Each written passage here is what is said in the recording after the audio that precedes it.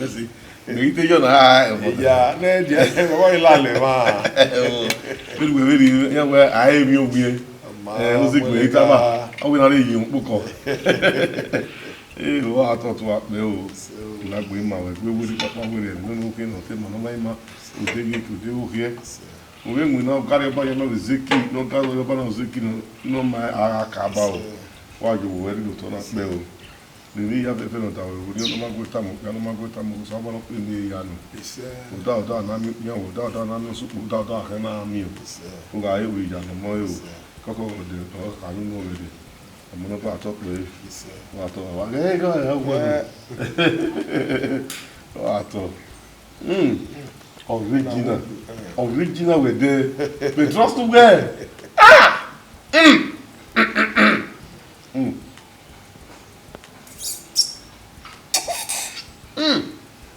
Odeyo. Don't get to name with me.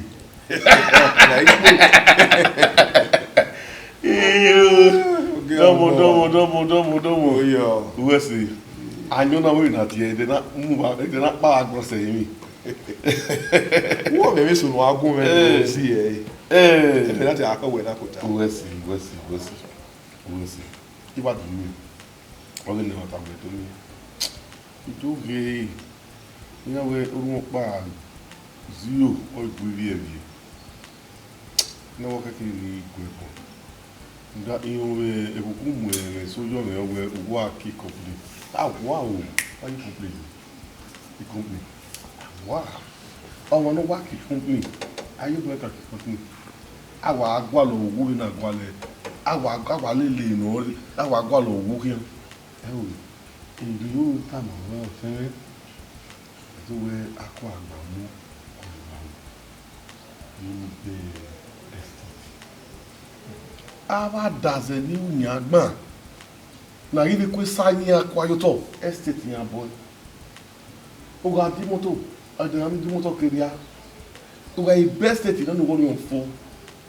We hin ya mi, we hin ya riwa, yenogun, egi ayi mi ogun e. Orí company ni bàbá la ho, bàbá ni wa ti pe ya di ko nu. Idede mo ni ri ko yi estate. Ya ke community opa na ni da wa ki na ya.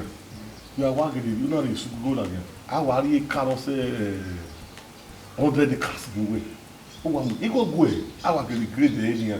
We are grade po ni ya le gbe fi o be ba we. De go se kan bo lo wa. O wa so give am. Don mo.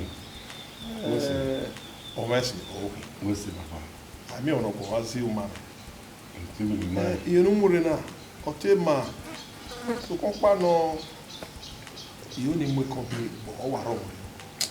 I've even registered my company with CAC.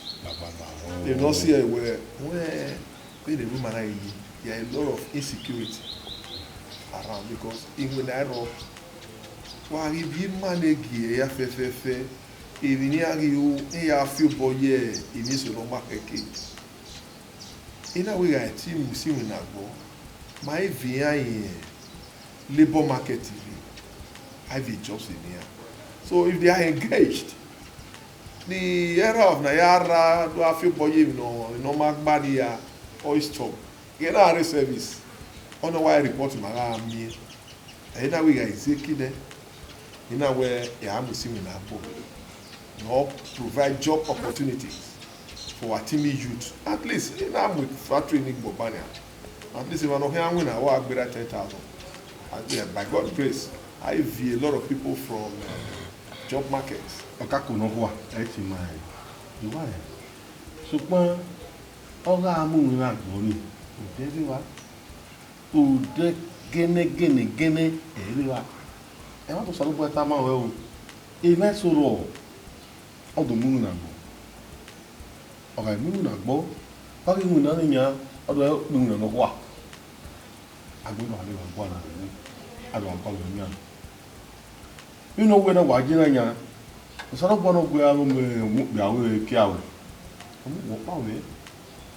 Now, do me, I don't mean the now, do me, I come here with young, not going to live our life with all the time. Anything in my way, I'm with company, but I have him when you're selling in Amuna. Well, you know, estate we here born eh wa here boy eh work here boy we make her give am ari wo ye o e yo na se le dokpa e want am ya we ya we igwe pon afia o da na mwela dia no wa ya me wa la no problem we see papa lao ye wa ro e ko lao you na le so we ya ka bo America here with us. Baba himself. America here with us. I went to go where can't even yaji West. Ekino yo ye. Ebo ye dole ye sayo. Ya mama here. Bogo ni wo baba. I wish ni mo wa you e woni. Asupe. Ni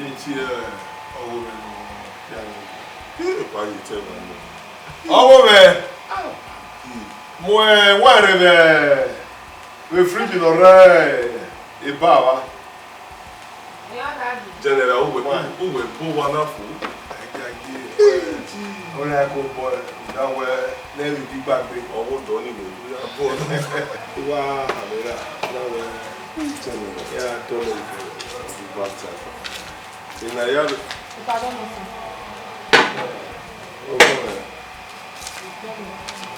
no way I'm with you.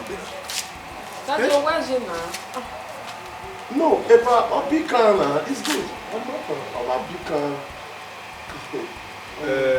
We general Idada. Nigeria my very good friend. Okay, but I don't know. Yeah. Call America. If a woman, oh boy,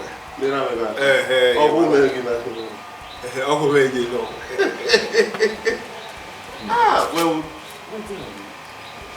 what's that for?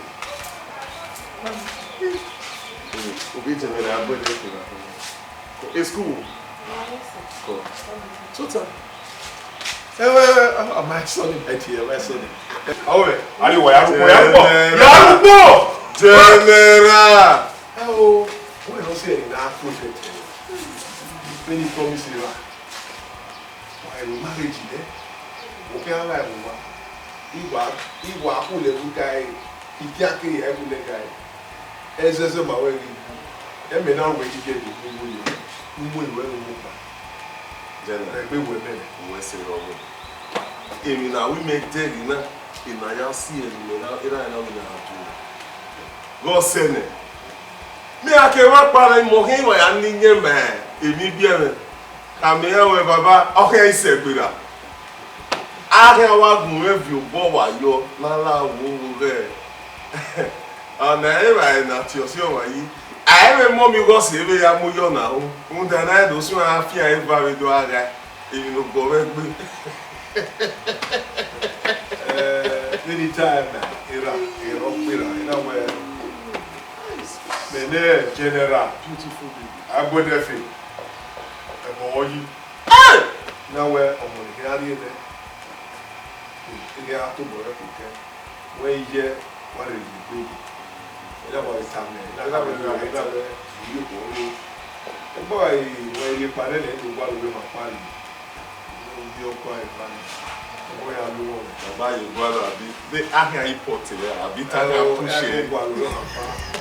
One day I have Baba, don't sir. Don't West. Oka kono kwa. Usean. Wesi. You didn't know. So, wow. Oh, yeah, man. Yeah. What affect one affect another. You have many more. Wesi. Oh, yeah, man.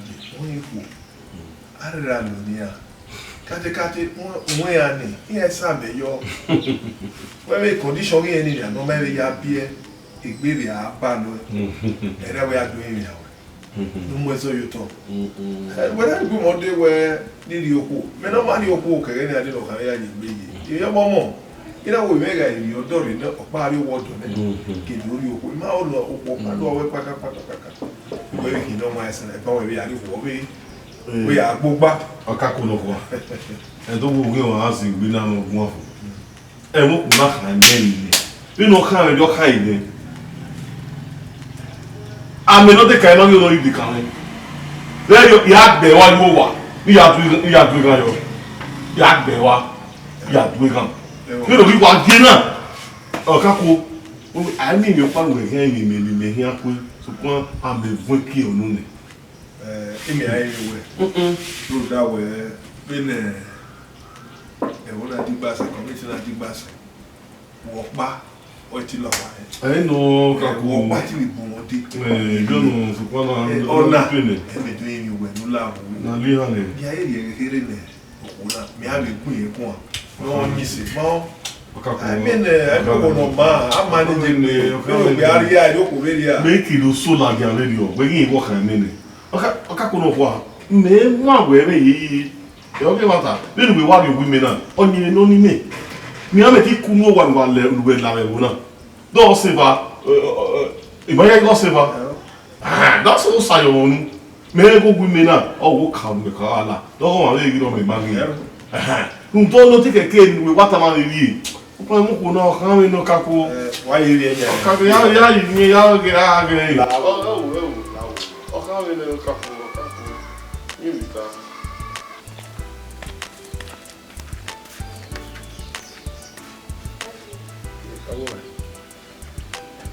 What we way? I'm happy.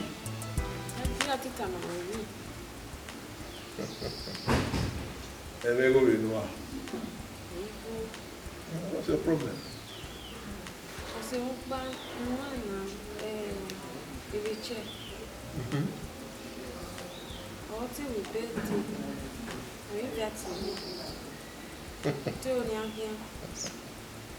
The birthday.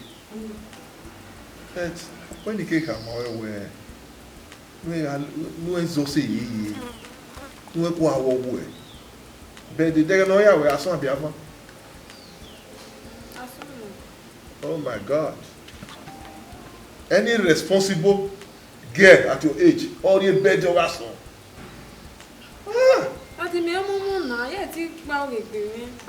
Who can understand? Who that way only protect me. I won't allow you to do that too. Who that way or who can see? I can lie, no one see. Or who can done? I can lie, no one done. I don't want you to associate with all these nuisance. That's the way I chair now. I get picture. If I don't get to know. What that one I? What in that party? In my house? Come on, get out of there! Look, my money, get out! What now? Richie is responsible now. You're responsible. Why was you? I'm more monkey jaga. Who you?